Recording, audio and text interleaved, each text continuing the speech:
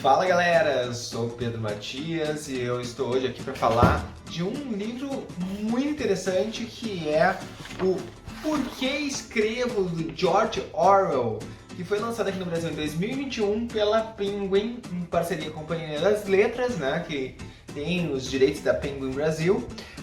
E eu vou falar mais sobre ele depois da vinheta. Solta a vinheta!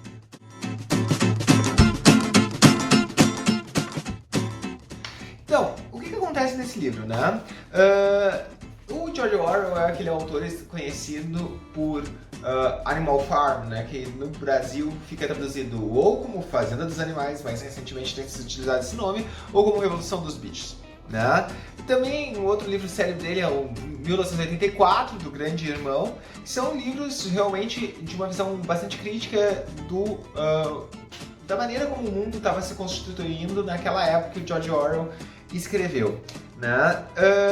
Mas o Porquê Escreve, então, ele faz parte dessa pequena coleção de livros que eu estou resenhando aqui sobre a arte de escrever, né? Então ele é um desses, vamos dizer assim, que está dentro dessa perspectiva, e o Porquê Eu Escrevo ele vai reunir um conjunto de ensaios do George Orwell, não só sobre a arte de escrever, mas também sobre outros aspectos, que ele explica por que outros aspectos também estão sendo abordados bem no início do livro, porque no primeiro artigo o George Orwell justamente comenta que para ele, a vida dele, né, e as perspectivas dele e a maneira dele escrever, elas estão intrinsecamente ligadas, né, então não tem como separar isso.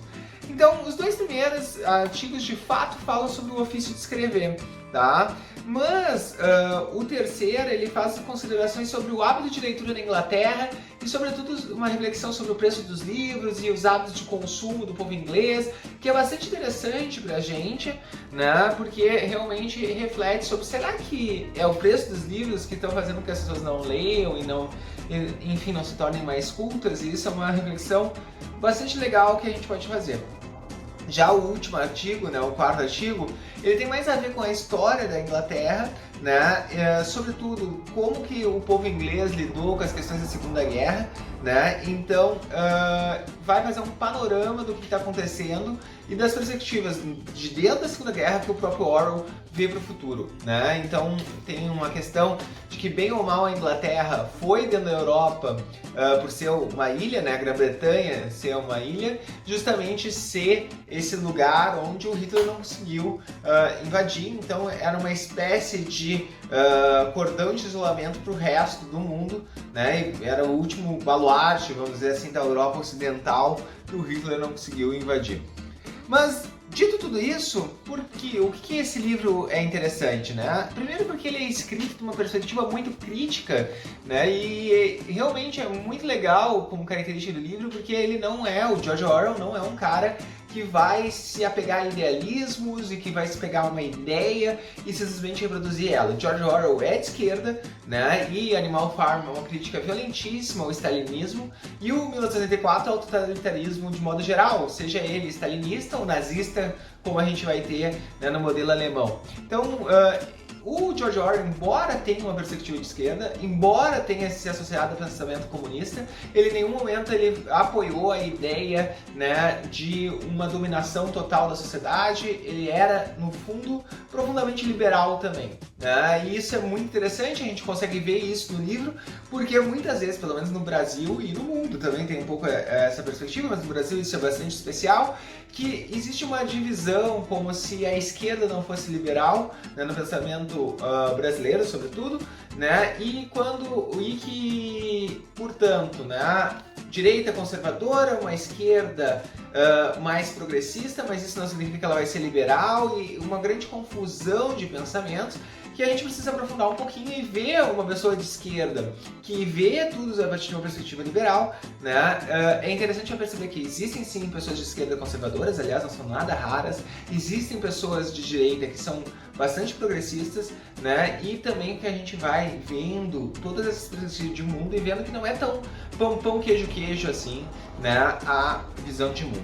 Então, Eu gostaria ainda de fazer uma consideração, se tu gosta desse tipo de visão. Muito legal ver esse tipo de visão a partir da perspectiva de um brasileiro. Então, o George Orwell, nesse sentido, eu compararia muito com Graciliano Ramos, né? Se um dia tu tiver curiosidade de ler o livro Viagem pro Graciliano, vai ser convidado para conhecer, né, a China e a União Soviética.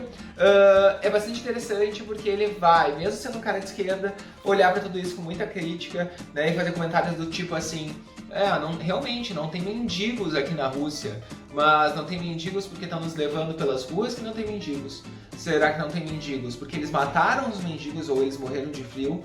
Ou não tem mendigos porque realmente o regime socialista está dando certo e conseguiu tirar as pessoas da pobreza? Né? E isso é uma reflexão interessante vindo de alguém de esquerda, né? Então, essas perspectivas, elas são interessantes porque elas nos tiram do senso comum e do óbvio, né, do pensamento que é justamente aquele que é a média das pessoas, e a gente quer ir adiante. Muito bem, então voltando para o livro, quais são os pontos positivos desse livro? Eu acho que o primeiro ponto, né, é que tem uma discussão aqui sobre se, da maneira como o empobrecimento da linguagem, né, ela é causada pelo empobrecimento do próprio pensamento, mas o empobrecimento do pensamento é causado pelo empobrecimento da linguagem. Ou seja, conforme as pessoas elas vão se tornando menos capazes, né, de manipular recursos linguísticos, elas vão sendo menos capazes de manipular pensamento abstrato e crítico. E esse é o argumento do George Orwell. E a partir do momento que elas são menos capazes de articular esses pensamentos abstratos e críticos, elas são menos capazes de articular a linguagem. Então, para o Orwell, a linguagem e o pensamento eles estão muito unidos, né? E para muitos estudiosos da língua isso é, né, um senso comum, mas ele vai fazer uma análise disso dentro da própria literatura e dos próprios textos da Inglaterra, e não só da literatura, ele vai fazer análise de textos de história, de filosofia, de várias coisas, né, inclusive de jornal, para sintetizar o que seria esse empobrecimento da linguagem com exemplos concretos. Então, uma análise bem bacana, realmente vale a pena. Outra coisa, né, é que a análise dele, a partir do argumento entre a relação entre os custos dos livros e a falta de leitura na Inglaterra, né, é muito interessante. Porque daí a gente vai pegar, por exemplo, né, a seguinte coisa: ele vai analisar o quanto que o inglês médio na sua época gasta com fumo e com cerveja. Né? E ele vai dizer, olha só, o inglês médio, né, a média do gasto do inglês está em tanto. Eu que sou um inglês razoavelmente abastado, eu gasto tanto. Isso significa que, na verdade, a maior parte da população gasta mais do que eu, né? E a maior parte da população recebe menos do que eu. Então, dito isso, se nosso gasto com cerveja e fumo, que são coisas completamente desnecessárias, assim como a leitura em tese, né, ela não é necessária para a vida, é maior do que com a leitura, então o problema não é o preço do livro, tem outra coisa, e ele vai analisar isso. E aí eu te convido, né, quando tu reclama do preço do livro no Brasil, eu te convido a pensar no preço da teleentrega no Brasil. Quanto é que custa pedir aquele sushizinho, aquele japonês? Quanto é que custa para te pedir o hambúrguer na tua casa? Será que é mais caro que um livro? Né? Porque a gente pede teleentrega e a gente tem índices de endividamento gigantescos no Brasil com teleentrega, e daí a gente vai dizer que o brasileiro não lê por causa do preço do livro, que é um argumento bem forte. É claro que o preço do livro ajuda as pessoas lerem menos, mas esse tipo de argumento ele tem um quê de fragilidade, e aqui a gente tem George Orwell explorando isso na Inglaterra, né, do seu tempo, do século XX.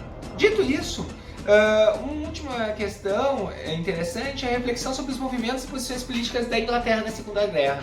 Porque tem uma questão, né, bem interessante sobre o pensamento inglês que a gente vai ter acesso por meio de uma pessoa que está vivendo lá. E essa reflexão sobre isso é bastante interessante porque, salvo as devidas proporções, salvo as diferenças, a gente pode nos ajudar a refletir sobre a situação do Brasil no tempo que nós estamos vivendo. Tipo, o pensamento médio do brasileiro, como é que é. Né? E a gente tentar refletir um pouco sobre isso. Certo?